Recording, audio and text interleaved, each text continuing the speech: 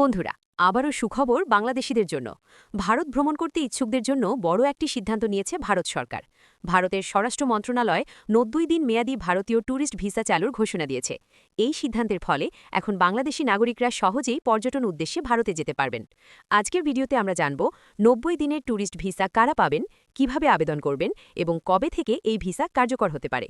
তাই ভিডিওটি শেষ পর্যন্ত দেখুন। প্রথমেই জানা যাক ৯০ দিন মেয়াদী ট্যুরিস্ট ভিসা কি। এই ভিসার মাধ্যমে একজন বাংলাদেশি নাগরিক ভারতে গিয়ে সর্বোচ্চ ৯০ দিন পর্যন্ত অবস্থান করতে পারবেন।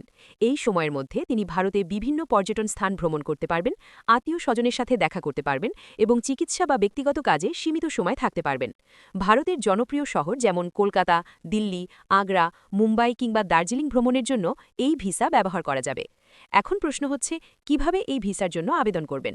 সাধারণত ভারতীয় ভিসার জন্য আবেদন করতে হলে আপনাকে অনলাইনে আবেদন করতে হবে। প্রথমে ভারতীয় ভিসার অফিসিয়াল ওয়েবসাইটে গিয়ে ফর্ম পূরণ করতে হবে। এরপর প্রয়োজনীয় কাগজপত্র জমা দিতে হবে। যেসব কাগজপত্র সাধারণত প্রয়োজন হয় সেগুলো হলো: ১.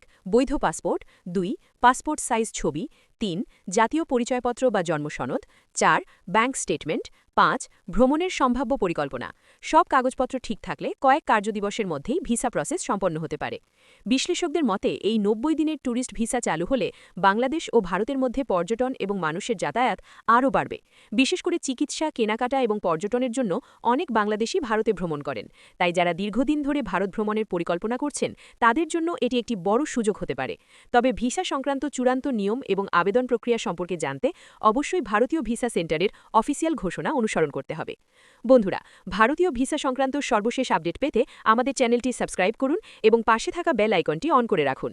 ভিডিওটি ভালো লাগলে অবশ্যই লাইক ও শেয়ার করবেন। সবাই ভালো থাকবেন। আবার দেখা হবে নতুন কোনো ভিসা আপডেট নিয়ে। ধন্যবাদ।